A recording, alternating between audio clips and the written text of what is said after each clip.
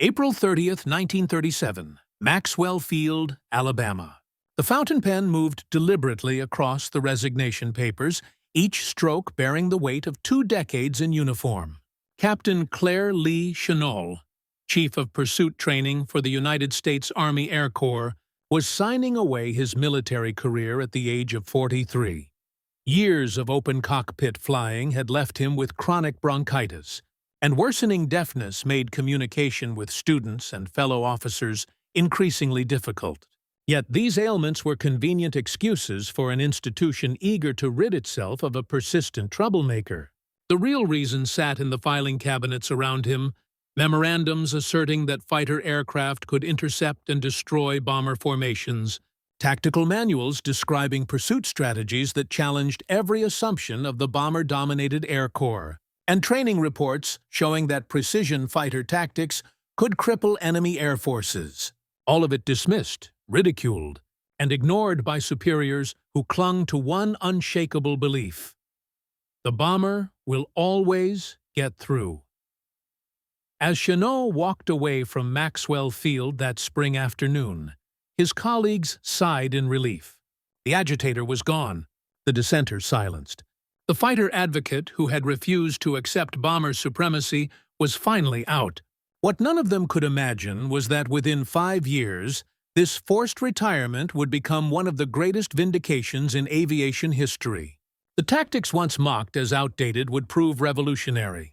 The rejected theories would help save China from Japanese conquest, and the disgraced officer would return as a major, general, commanding forces that validated everything they had once called impossible. The roots of Chennault's heresy stretched back to the 1920s in Hawaii. Stationed at Ford Island from 1923 to 1926 as commander of the 19th Pursuit Squadron, Captain Chennault spent countless hours studying fighter operations while most of the air service fixated on bombardment theory.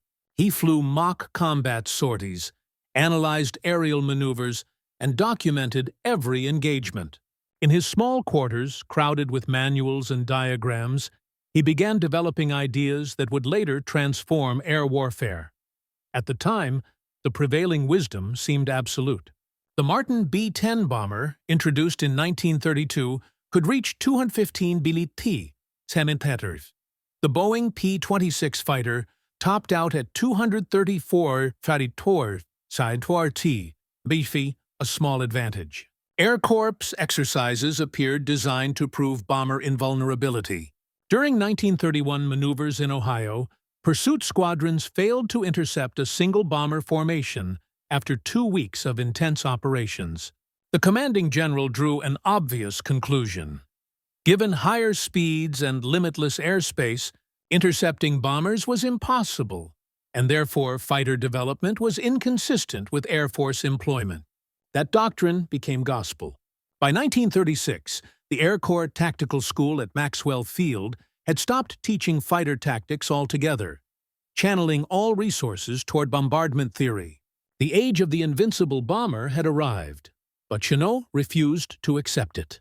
He studied those Ohio exercises in detail and discovered that the conditions were deliberately rigged. The bombers had every advantage. The fighters had been given inadequate warning, low altitude, and poor communications. When Chennault conducted his own tests with the 19th Pursuit Squadron under realistic conditions, his fighters intercepted and destroyed bomber formations with devastating efficiency. These results convinced him that bomber theorists were making fatal mistakes. They assumed fighters would engage in one-on-one dogfights reminiscent of World War I aerial duels. Chennault dismissed this as archaic thinking. He envisioned fighters operating in coordinated pairs and larger groups, using early warning systems and disciplined tactics to exploit their strengths while avoiding slow, turning battles. Promoted to captain in 1929, Chennault graduated from the Air Corps Tactical School at Langley Field, Virginia. In 1931, his instructors retained him as a faculty member teaching pursuit tactics, a position that should have marked the start of a brilliant career. Instead, it marked his marginalization. At Langley and later at Maxwell Field, Chennault found himself opposing an entrenched orthodoxy. The school had become the intellectual heart of bomber strategy. Its instructors developed doctrines proclaiming that strategic bombardment could cripple enemy industry, and that precision bombing from high altitude would devastate production centers. No defensive measures, they argued, could stop determined bomber formations. Chennault's defiant opposition earned him the nickname Radical Chennault. Gruff, blunt, and uncompromising, he insisted that well-trained pursuit squadrons using proper tactics could tear apart bomber groups. His 1935 textbook, The Role of Defensive Pursuit, should have cemented his reputation as a forward-thinking tactician. Instead, it branded him as a dissenter unwilling to conform. In June 1936 at Maxwell Field, he was promoted to major, his final rank before retirement. By early 1937, deteriorating health gave the Air Corps the pretext it needed to push him out. When he signed his resignation on April 30, 1937, most officers considered it good riddance. The tactical school could now teach bombardment theory without interference.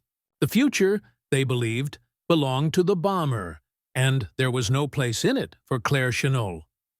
Yet, even as he cleared out his office, events on the far side of the Pacific were proving him right. On July 7, 1937, Japanese and Chinese troops clashed at the Marco Polo Bridge near Beijing, igniting a full-scale war. The Second Sino-Japanese War had begun, and it would become the proving ground for Chennault's discredited ideas. Chennault had arrived in China only weeks earlier, hired on a 3-month, 1,000 per month contract to assess the Chinese Air Force for Generalissimo Chiang Kai-shek and his wife, Sung Mei-ling, Madame Chiang. What he found appalled him: obsolete aircraft, poorly trained pilots, and no coherent tactical doctrine. When Japan invaded, Chinese air defenses collapsed almost immediately. Japanese Mitsubishi A-5M fighters ruled the skies, their bombers striking Chinese cities with impunity. Within months, Japan dominated China's eastern airspace. But Chennault saw opportunity amid disaster. China needed an effective air defense system, and its leaders, desperate and pragmatic, were open to new ideas. Over the next 3 years, while the U.S. Air Corps clung to bomber dogma, Chennault rebuilt Chinese air power from the ground up. He trained pilots in his pursuit tactics, created an early warning network of ground observers with radios to compensate for the absence of radar, and meticulously studied Japanese aircraft and strategy to identify exploitable weaknesses. By 1940, Chennault realized Chinese pilots alone could not hold off Japan. He needed experienced aviators who understood his methods, aircraft capable of matching Japanese fighters, and official American backing without dragging the U.S. into war prematurely. In October 1940, with Chiang's approval, Chennault returned to America with a daring proposal. President Franklin Roosevelt faced a delicate dilemma. U.S. public opinion remained strongly isolationist, but Roosevelt recognized Japan's expansion as a threat to American interests in Asia. Chennault's plan offered a subtle solution: recruit American military pilots who would resign their commissions to serve as civilian volunteers, and purchase fighter planes from U.S. manufacturers for transfer to China. This approach provided plausible deniability while enabling significant American support. Recruitment proved difficult. Active duty aviators enjoyed stable pay and careers, while Chennault could offer only 1-year contracts to fight in a distant war against a formidable enemy. To entice them, he offered monthly salaries ranging from $600 for wingmen to $750 for squadron leaders, plus $500 bonuses for each confirmed Japanese kill. For young flyers tired of routine service, the chance for real combat and real money was irresistible. Ultimately, 100 pilots signed on. They came from Navy, Marine, and Army Air Corps units, skilled, daring, and often rebellious men ill-suited to peacetime discipline. They were exactly the kind of flyers Chennault needed. The aircraft arrived first: 100 Curtiss P-40 Warhawks, Purchased by the Chinese government from American production lines, originally intended for the Royal Air Force. The P-40 was already considered obsolete by American standards. In 1941, American procurement officers were focused on newer designs like the P-38 Lightning and the P-47 Thunderbolt. The P-40 lacked the maneuverability of Japanese fighters, particularly the legendary Mitsubishi A6M0. Its Allison V1710 engine produced Enzo 40 horsepower in the early B model variants. The average received significantly less than more advanced designs entering service. At high altitudes above 15,000 feet, where thin air reduced engine performance, the P-40's capabilities degraded substantially. Japanese fighters could outclimb and outturn it at almost any altitude. But Cheno understood something American procurement officers had missed. The P-40 possessed specific advantages that could be decisive under proper tactical employment. Its airframe was rugged and heavily built, capable of sustaining battle damage that would destroy lighter Japanese aircraft. Pilots reported absorbing hits from 20mm cannon shells and 50 caliber rounds that would have torn apart a Zero, yet bringing their P-40s home. The aircraft's armored cockpit and self-sealing fuel tanks, features Japanese designers had sacrificed for performance, and range saved American lives repeatedly. It carried 650 caliber Browning M2 machine guns, 3 in each wing, with heavy ammunition loads exceeding 200 rounds per gun. This was devastating firepower by the standards of early World War II. A single P-40 could deliver more weight of fire than most enemy fighters. When multiple P-40s concentrated their fire on a single target, as Cheno's tactics demanded, the results were catastrophic for whatever aircraft found itself in the cone of fire. Japanese bombers, unarmored and carrying volatile fuel and munitions, typically disintegrated under sustained 50 caliber fire. Most importantly for Cho's tactics, the P-40 could achieve tremendous speed in diving attacks. The robust airframe and relatively heavy weight that made it sluggish in climbs and turns became advantages in dives. Pilots reported achieving speeds in excess of 450 meters in steep dives, far exceeding what Japanese fighters could match without risking structural failure. This speed differential was the key to Cheno's entire tactical system. Attack from above. Dive through the target at speeds the enemy cannot match. Extend away before the enemy can respond. Climb back to altitude outside their range. Repeat, the P-40 was purpose-built for this style of warfare, even if its designers had not recognized it. The pilots began arriving in Burma in the summer of 1941. They came in small groups, traveling circuitous routes, on civilian transport ships, carrying forged paperwork identifying them as teachers, missionaries, and businessmen. The journey itself was arduous. Men accustomed to military discipline found themselves traveling as civilians through the Panama Canal, across the Pacific to Southeast Asia. Some took months to reach their destination. They arrived at Tanggu Airfield in central Burma to conditions far removed from comfortable American air bases. The airfield sat in jungle territory surrounded by oppressive heat and fierce mosquitoes. Living quarters consisted of grass huts with minimal amenities. Food was often marginal. Medical facilities were primitive. Many pilots suffered from dysentery, malaria, and heat exhaustion within weeks of arrival. Yet Cheno pushed them through the most intensive training program any American pilots had yet experienced. He drilled own set of tactics relentlessly, never engaged Japanese fighters in turning combat. The Zero and Oscar possessed superior maneuverability. Any attempt at classic dogfighting would be suicide. Always maintain altitude advantage before attacking. Shu emphasized that fights were won before the first shot was fired through proper positioning. Fight in pairs with mutual support. The wingman system Cheno developed would become standard throughout American fighter aviation. Used diving attacks to exploit the P-40's superior speed and firepower. The Warhawk could achieve speeds in excess of 450 meters in steep dives far beyond what Japanese fighters could match, make slashing runs through enemy formations, then use diving speed to disengage before Japanese fighters could respond. Never linger. Never turn back for a second pass from the same angle. Climb back to altitude outside enemy range and repeat the process from a different vector. The tactics contradicted everything most pilots had learned in military flight training. Conventional pursuit doctrine emphasized dogfighting, individual aerial combat, showcasing pilot skill, and aircraft maneuverability.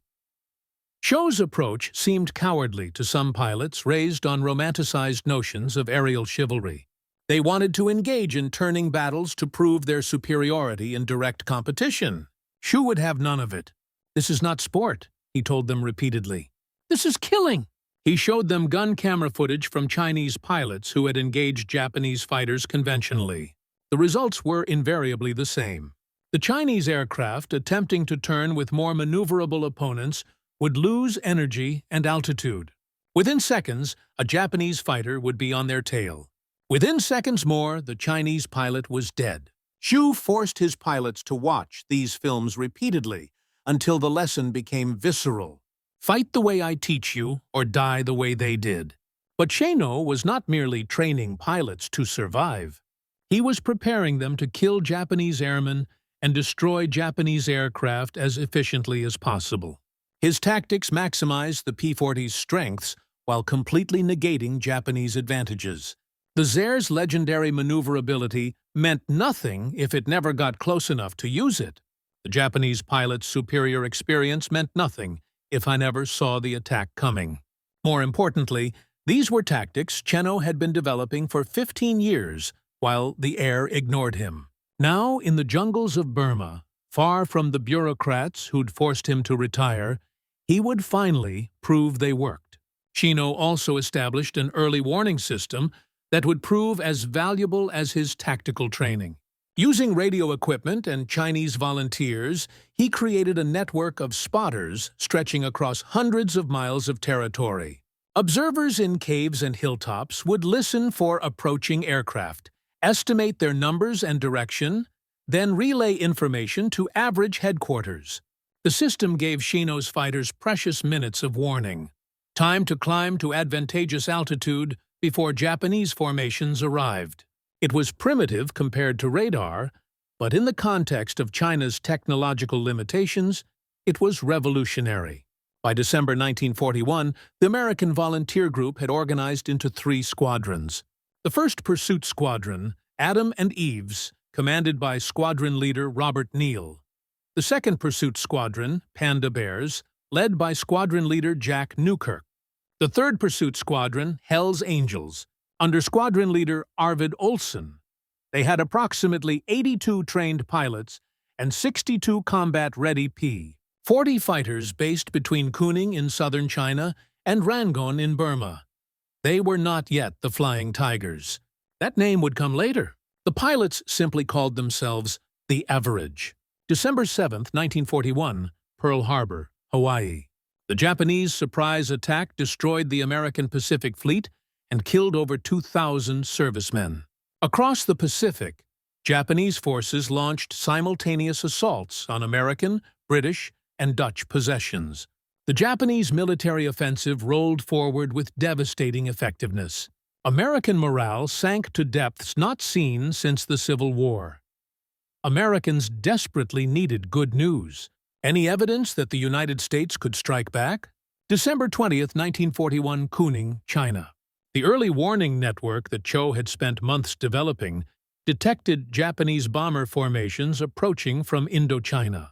10 Mitsubishi Ki-21 Sally bombers departed Hanoi Airfield on what they expected to be a routine raid. For a year, they had bombed Kuning with impunity. The Japanese crews anticipated another unopposed mission. Xiao's warning network provided critical advance notice. Ground observers in caves surrounding Kunming reported aircraft engine sounds, while the bombers were still miles away. Radio operators transmitted warnings to average headquarters. By the time Japanese formations approached the city, 18 P-40 Warhawks were climbing to intercept altitude under radio direction from Sheno on the ground. The Hell's Angel Squadron struck first. The P-40s dove through the formation at speeds the Japanese could not match, destroying bombers before escorting fighters could respond. The Americans climbed away, reformed, and attacked again.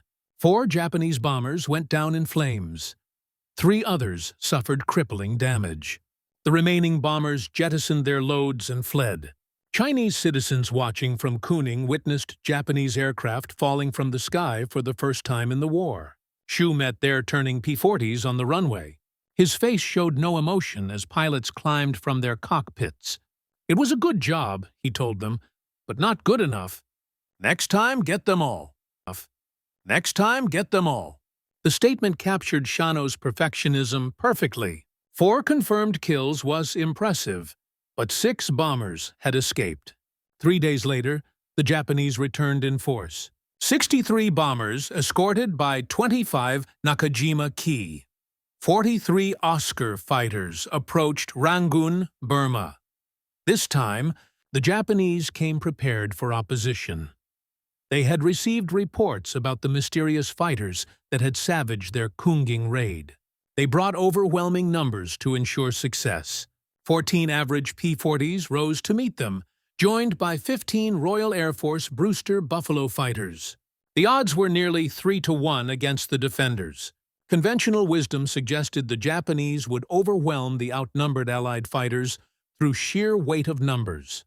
The battle raged across the skies above Rangoon for over an hour, becoming the first major test of Sheno's tactical theories against a prepared enemy. Average pilots executed his methods with precision that would have made their commander proud. Robert Neal led the Adam and Eve squadron in the initial attack. They had climbed to altitude while the Japanese formations were still approaching, using the early warning system to position themselves perfectly. When Neal gave the signal, his squadron dove through the Japanese bomber formation from 12,000-odd ft, achieving speeds that made interception impossible. The P-40's 650 caliber machine guns concentrated devastating firepower on the unarmored bombers. Each burst from a single P-40 delivered more than 300 rounds per minute, more than 40 feeders of lead and steel every 60 seconds. Japanese bombers designed for range and payload rather than protection could not withstand such punishment. Within the first pass, 3 bombers were falling in flames. The P-40s did not linger. Following Sheno's doctrine precisely, they dove completely through the formation, using their speed to open distance from the Japanese escorts, then climbed back to altitude outside the enemy's engagement range. The Japanese escorts, attempting to defend their charges, found themselves unable to catch the diving P-40s. When they tried to pursue, the Americans simply accelerated away. When the Oscars attempted to climb back to the bomber formation, the P-40s had already repositioned for another attack. It was aerial warfare ace engineering problem, not as romantic aerial jewel. The Americans held every advantage because Sheno had designed the tactics to ensure they would. The Royal Air Force Buffaloes, meanwhile, engaged using conventional fighter tactics. British pilots trained in traditions that emphasized individual combat and maneuverability contests entered turning battles with the Japanese escorts. The results were predictable and tragic. The Brewster Buffalo, already obsolete when it entered service, could not match the Oscar in turning performance. Japanese pilots with years of combat experience systematically destroyed the British fighters.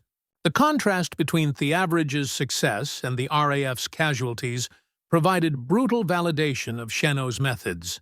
By the time the Japanese formations withdrew, they had lost over 30 aircraft to all causes.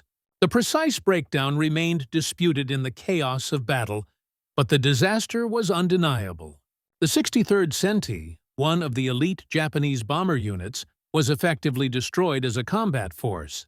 The Japanese lost aircraft, experienced crews, and, most importantly, their sense of invulnerability. The average lost 3 P-40s in combat and had 2 destroyed on the ground by bombing. British Buffaloes suffered severe casualties.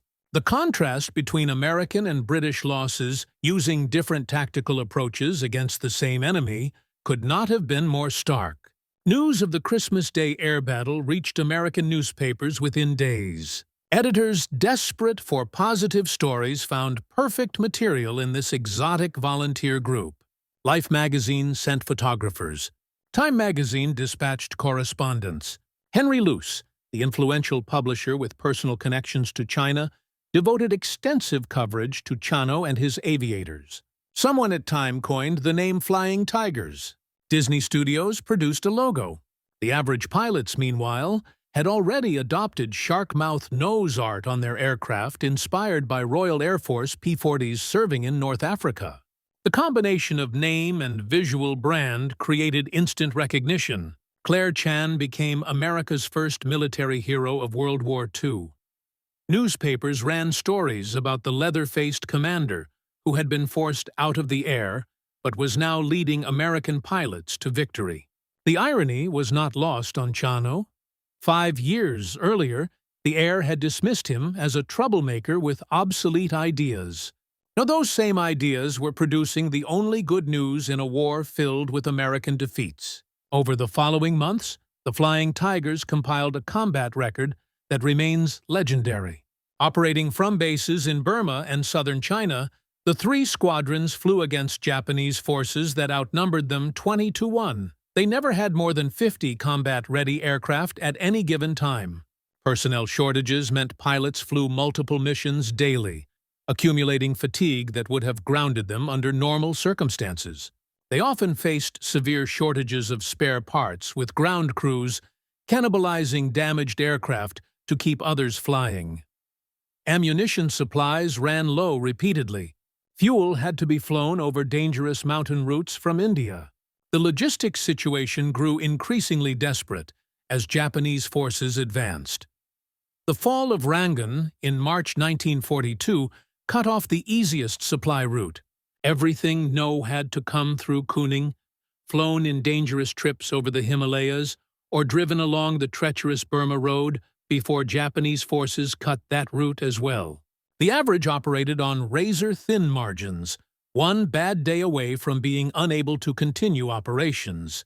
Yet Xiao's training produced results that defied the numerical odds and logistical nightmares. His pilots learned to make every bullet count, every sortie matter.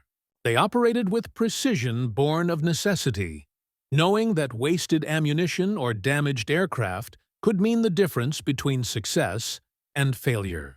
The early warning system gave them the ability to choose their battles, engaging when conditions favored them and declining combat when they did not. This was not cowardice, Shano insisted. It was intelligent use of limited resources. The tactical success manifested in specific engagements throughout the spring of 1942. In January, over Rangoon, 6 P-40s intercepted a formation of bomber and fighters and shot down 4 without loss. In March, Flying Tigers defended the vital Salwine River Gorge, where retreating Chinese forces had blown the bridge to slow Japanese pursuit. For 4 days, average pilots flew continuous missions, destroying Japanese trucks, preventing bridge repair, buying time for Chinese forces to establish defensive positions. In May, they provided air cover for the British retreat from Burma, giving ground forces breathing room that saved thousands of lives. By July 4, 1942, when the average officially disbanded, the unit had been credited with 296 Japanese aircraft destroyed. Modern historical research suggests this figure, like most wartime aerial victory claims, included overclaiming common to all air forces in the era of high-speed combat without reliable confirmation methods. Even accounting for this, the Flying Tigers' actual accomplishment remained extraordinary. The unit lost 14 pilots killed in combat and another 9 in accidents. The credited kill ratio exceeded 20-1, an achievement unmatched by any other American unit in the early war period. Individual pilots became aces and earned their places in aviation history. Robert Neal, commander of the 1st Pursuit Squadron, shot down 16 Japanese aircraft and became the average's leading ace. His leadership in combat matched his tactical skill.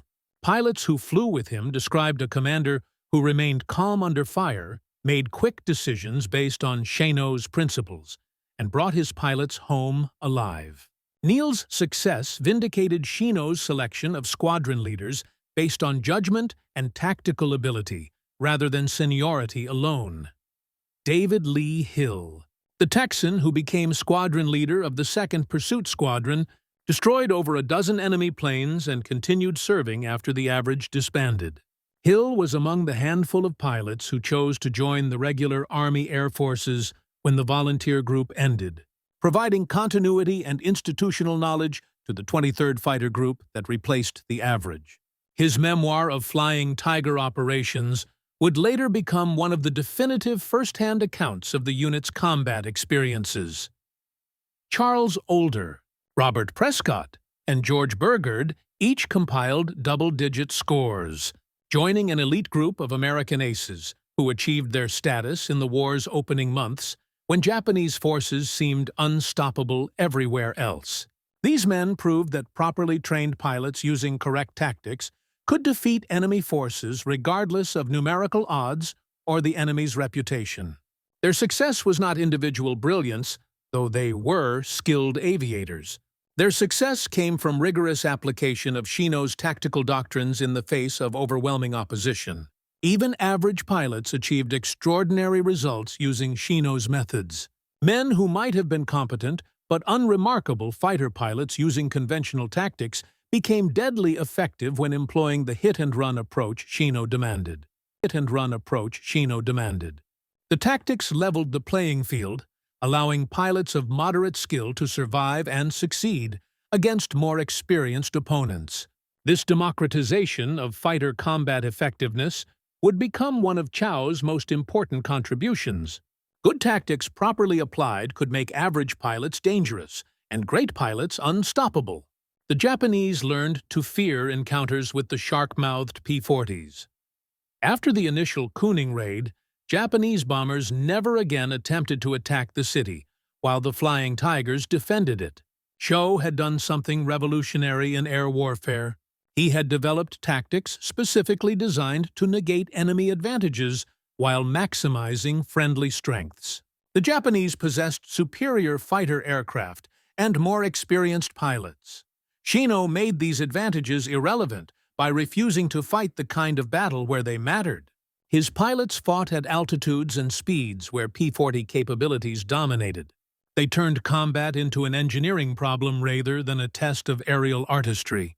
The validation extended beyond tactical success. On April 15, 1942, as the average continued operations, the United States Army Air Forces recalled Cheno to active duty with the rank of colonel. Days later, on April 23rd, he received promotion to brigadier general. Their rapid advancement was unprecedented. Shu had jumped from retired major to brigadier general in barely 2 weeks. The promotions acknowledged something the Air Force's brass had finally recognized. Shino had been right. In July 1942, the average officially disbanded and was absorbed into the United States Army Air Forces as the 23rd Fighter Group within the newly formed China Air Task Force. Most average pilots chose not to continue, but Shino stayed, now commanding regular military units in addition to training new pilots arriving from the States. In March 1943, Shino received promotion to Major General and assumed command of the 14th Air Force, responsible for all American air operations in China. At age 49, just 6 years after forced retirement, he commanded approximately 700 aircraft at peak strength. Despite being the smallest American Air Force operating in any combat theater, hampered by severe supply constraints from flying materials over the hump from India, the 14th Air Force punched far above its weight. The supply situation was desperate. Every gallon of fuel, every bullet, every spare part had to be flown from India over the Himalayan mountains in transport aircraft facing horrific weather, primitive navigation aids, and Japanese fighters. Pilots called it flying the hump, and it was among the most dangerous flying in the war. Hundreds of aircraft and crews were lost to weather, mountains, and enemy action. The tonnage that arrived in China never matched the tonnage needed. Shano operated under constraints that would have been considered impossible by commanders in other theaters. Yet, he made it work through tactical brilliance and operational efficiency. The 14th Air Force focused on targets that produced maximum results for minimum expenditure: Japanese shipping in coastal waters and rivers, supply depots and logistics bases, airfields and aircraft on the ground. Shano avoided the kind of strategic bombing campaigns that consumed enormous resources for uncertain results. Instead, he waged tactical warfare that directly supported Chinese ground forces and directly damaged Japanese capabilities. The results spoke for themselves. The 14th Air Force would ultimately destroy over 2,300 Japanese aircraft before war's end. According to official United States Air Force records, they sank dozens of Japanese ships, destroyed hundreds of locomotives and thousands of trucks, demolished countless supply dumps. They did this with a force that never exceeded 700 aircraft, and often operated with far fewer due to maintenance requirements and combat losses. Shano's forces operated under conditions that would have been considered impossible by the bomber advocates who had forced him to retire. The operational methods Shano pioneered in China became templates for later conflicts. His emphasis on tactical air power supporting ground forces prefigured close air support doctrine that would dominate future wars. His focus on maximum effect from minimum resources anticipated the efficiency requirements of modern air operations. His insistence on flexible adaptive tactics rather than rigid doctrine influenced air warfare thinking for decades. The fired major who had been called Obsolete was writing the future of air power. The transformation was complete. The troublemaker had become a major general. The radical had become a theater commander. The officer forced out for refusing to accept bomber supremacy now commanded one of America's most successful air forces. Every prediction he had made, every tactical concept he had developed, every argument he had advanced during those frustrating years at Maxwell Field had been proven correct through combat. The irony extended throughout the air forces and became impossible to ignore. The bomber doctrine that had dominated American air power thinking in the 1930s had proven catastrophically flawed in actual combat. Unescorted bombers flying deep into enemy territory suffered unsustainable casualties in both European and Pacific theaters. The theory that bombers would always get through collapsed under the reality of determined fighter opposition. The Tundra 8th Air Force bombing campaign over Germany provided the most devastating evidence. In August 1943, during raids on the Schweinfurt ball-bearing factories and Regensburg aircraft plants, the 8th Air Force lost 60 bombers out of 376 dispatched, a 16% loss rate in a single day. In October 1943, a second Schweinfurt raid lost 60 more bombers, another devastating blow. Crews flying unescorted bombers over Germany faced statistical certainty of death or capture before completing their 25 mission tours. The losses were unsustainable. The bomber offensive threatened to collapse entirely. The solution came from the weapon system the air had nearly eliminated: fighters. Long-range escort fighters, particularly the P-51 Mustang, with its ability to accompany bombers all the way to Berlin and back, transformed the bombing campaign. German fighters, which had torn apart unescorted bomber formations with impunity, found themselves engaged by American fighters that could match them in performance and outnumber them through sheer production. The bomber offensive succeeded not because bombers were invulnerable, but because fighters protected them. Everything Shano had argued in the 1930s had been proven correct in the blood of bomber crews over Germany. Fighters, the aircraft type that Shano had championed, while the air ignored him, became the key to winning air superiority in every theater. In Europe, fighters swept German aircraft from the skies. In the Pacific, fighters provided the air cover that enabled island-hopping campaigns. In China, fighters with minimal resources achieved disproportionate results. Pursuit aviation, nearly eliminated from air-or planning in the 1930s, became the foundation of American air power and remained so for the rest of the 20th century. Shu watched these developments with satisfaction, but little surprise. He had tried to warn his superiors. He had argued that bomber invincibility was fantasy. He had insisted that fighters were essential for both offensive and defensive operations. They had called him obsolete and forced him out. Now combat had proven every word correct. His validation came with costs. Throughout the war, Shu feuded constantly with General Joseph Stilwell, the American ground commander in China. Their disagreements over strategy and resource allocation grew so bitter that Chennault repeatedly bypassed the chain of command, dealing directly with Chiang Kai-shek and President Roosevelt. Stillwell wanted resources devoted to training and equipping Chinese ground forces for a campaign, to reopen land supply routes through northern Burma. Shu insisted that air power, properly supplied, could accomplish far more with far less. The debate became personal, with Stilwell considering Chennault an insubordinate prima donna, and Chennault viewing Stilwell as a hidebound conventional thinker. Such behavior earned Chennault enemies among senior Air Forces leadership, including General Henry Arnold, who commanded the Army Air Forces and had little patience for theater commanders who circumvented proper channels. The tension came to a head in 1944 when Arnold, frustrated by Shu's constant end runs around Stilwell, began questioning whether the 14th Air Force commander should remain in position.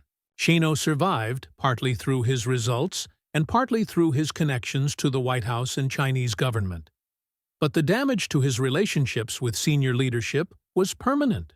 When the war ended in August 1945, Chennault retired again with an extraordinary combat record, but burned bridges with many colleagues in the Air Force's hierarchy. He had been proven right on tactics and strategy, but his methods of achieving recognition had cost him the institutional support that might have led to higher command positions in the post-war Air Force. On October 8, 1945, he left military service for the second and final time. Shu did not fade into quiet retirement. In 1946, he returned to China and established Civil Air Transport, an airline that would play a significant role in the Chinese Civil War and later covert operations throughout Asia. CAT flew supplies to nationalist forces fighting the communist insurgency, conducted relief operations, and undertook missions that ranged from legitimate commerce to intelligence operations. When the Communists won the Chinese Civil War in 1949, CAT relocated to Taiwan and continued operations throughout Asia. The airline was eventually purchased by the Central Intelligence Agency and became part of the operation known as Air America, playing controversial roles in conflicts across Southeast Asia through the 1970s. On July 18, 1958, just days before his death from lung cancer at age 64, the Air Force granted him honorary promotion to lieutenant general. The promotion came too late for Chennault to fully appreciate it. He died 9 days later on July 27, 1958, in New Orleans, Louisiana. He was buried with full military honors at Arlington National Cemetery, the troublemaker finally receiving the recognition that had been denied him for so much of his career. But Chennault's true legacy was not measured in rank or official recognition. It was written in the tactical manuals that adopted his methods wholesale. It lived in the pursuit squadrons that flew his techniques throughout the war, and for decades afterward.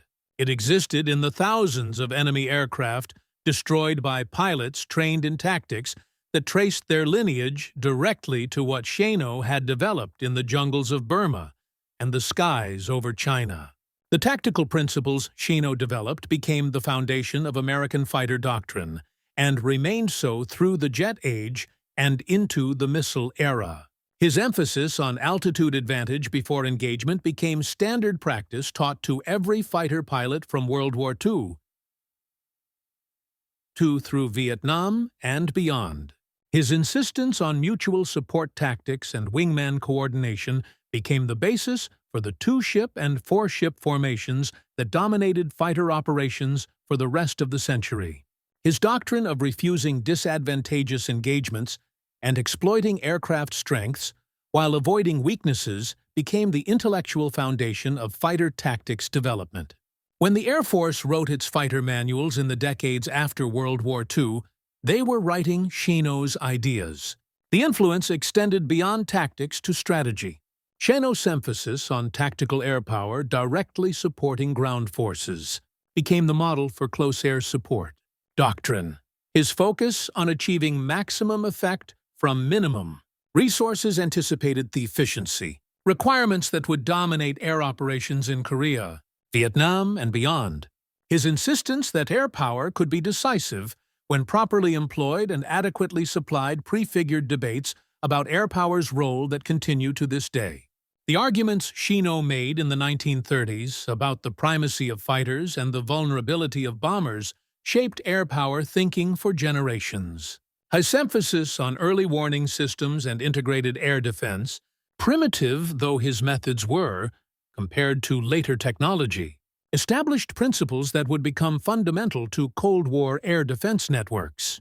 The concept of using ground observers and radio communications to vector fighters to intercepts became the basis for Theradar-directed interception systems that protected American airspace for decades.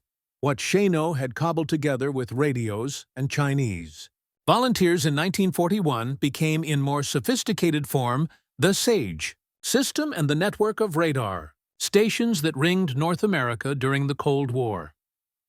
The training methods Shino developed, emphasizing realistic combat conditions and scenarios specifically designed to exploit friendly strengths against enemy weaknesses, became templates for fighter weapons, schools, and tactical training programs.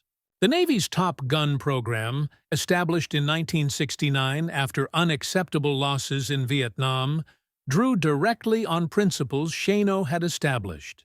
The Air Force's Red Flag exercises, creating realistic combat scenarios to train pilots before they faced actual combat, reflected Shino's emphasis on tough training, producing combat effectiveness.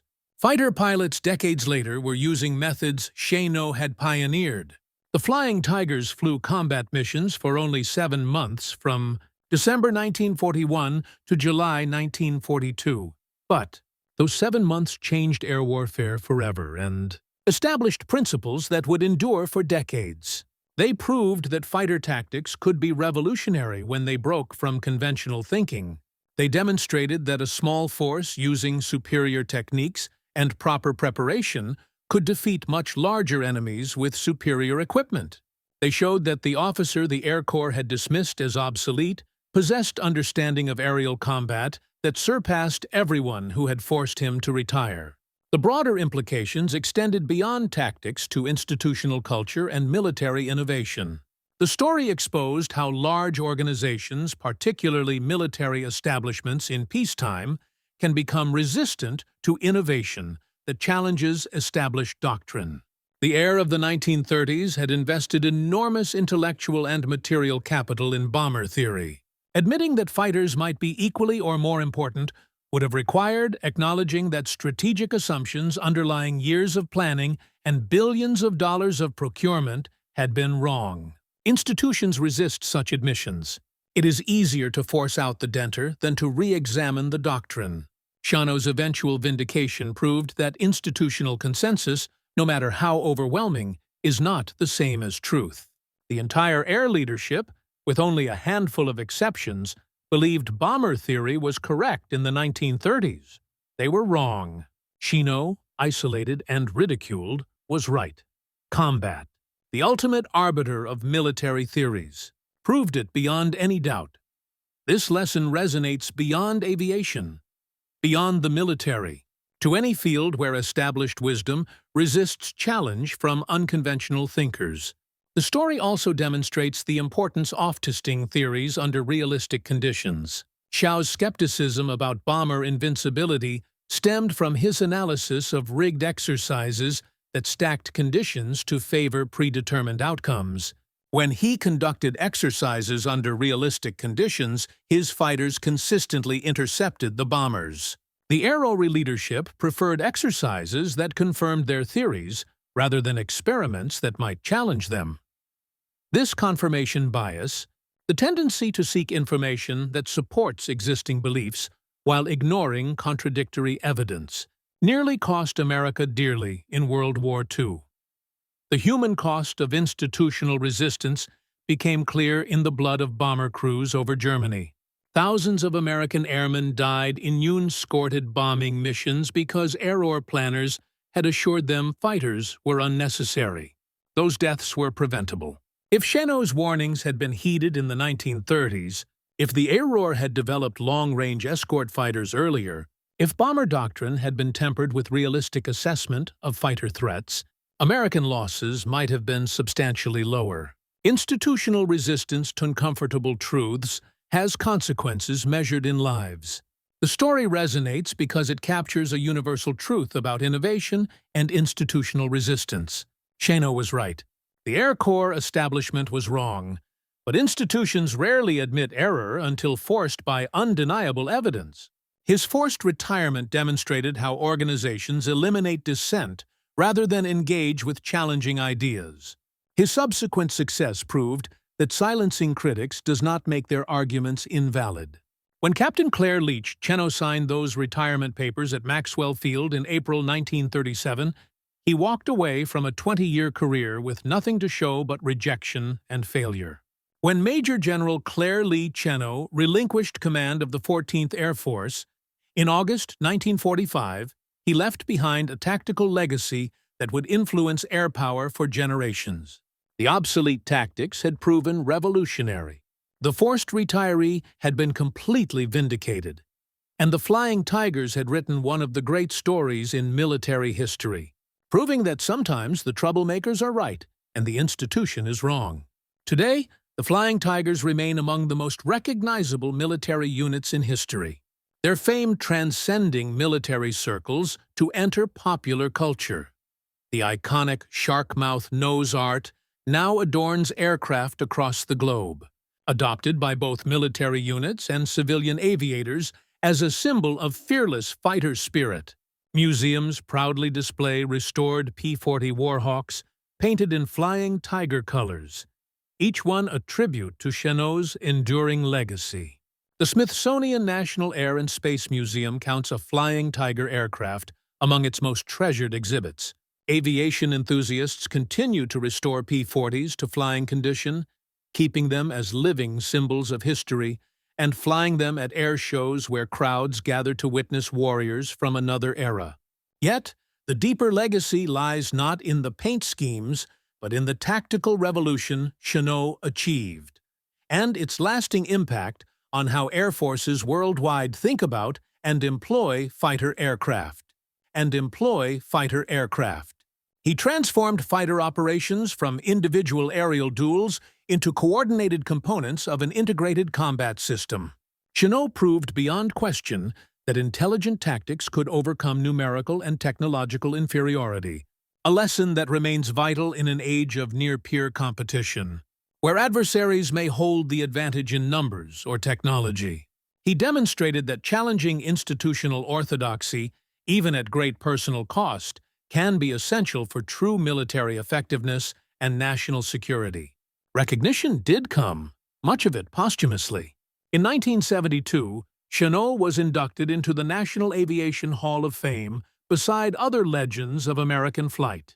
In 1990, the U.S. Postal Service issued a commemorative stamp in his honor. Statues and memorials stand in Louisiana, his adopted home state, and in Taiwan, where the Republic of China remembers him as the man who helped save their nation.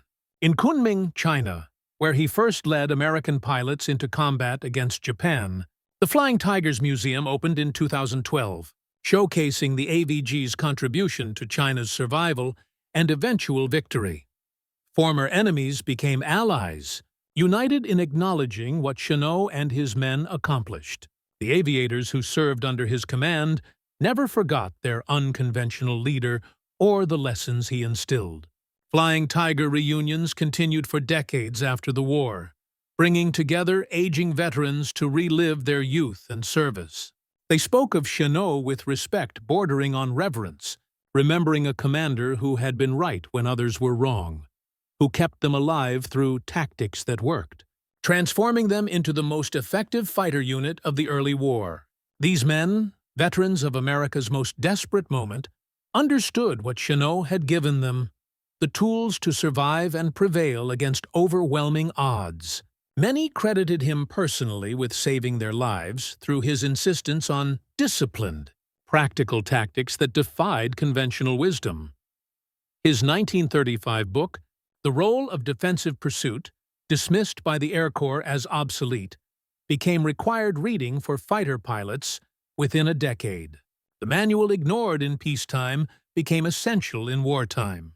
Copies were distributed to training schools throughout the air forces, and its concepts integrated into official doctrine. The same book that failed to earn him promotion in 1937 became the foundation for training the fighter pilots who dominated the skies. The early warning systems he developed in China, rudimentary by later radar standards, anticipated the integrated air defense networks that defined Cold War strategy. Chennault had proven that early detection plus coordinated interception equaled effective air defense. That principle, first validated by Chinese volunteers with radios in mountain caves, became the conceptual ancestor of the North American Air Defense Command and the network of radar stations that protected the continent for decades. The semi-automatic ground environment, or SAGE, that guided interceptors toward Soviet bombers during the Cold War was, in essence, a technological descendant of the system Chennault pioneered with his Chinese allies. Every element of his once-dismissed approach became fundamental to modern air warfare and influenced military thinking far beyond aviation. His emphasis on leveraging one's strengths while avoiding enemy advantages became a universal military doctrine. His insistence on realistic, rigorous training became the cornerstone of modern combat preparation. His proof that small, well-trained, properly equipped forces using smart tactics could defeat larger, conventional ones anticipated both special operations, doctrine, and the revolution in military affairs of the late 20th century. The forced retirement that once seemed a career ending. Failure became the opening act of his greatest triumph, an opportunity that active service would never have afforded him. Claire Chennault's story remains a powerful lesson for modern military professionals, institutional leaders, and anyone working within organizations resistant to change. How many other visionaries have been driven out by institutions uneasy with dissent? How many valid ideas have been buried because they contradicted official doctrine? How many opportunities for progress have been lost because challenging authority meant career suicide? Chennault's success suggests such questions demand serious reflection in any organization that claims to value innovation and adaptability. His once-rejected theories proved revolutionary. The officer forced into retirement was ultimately vindicated, and the Flying Tigers demonstrated that one determined mind with the right ideas could overcome bureaucracy, defy convention, and alter the course of history.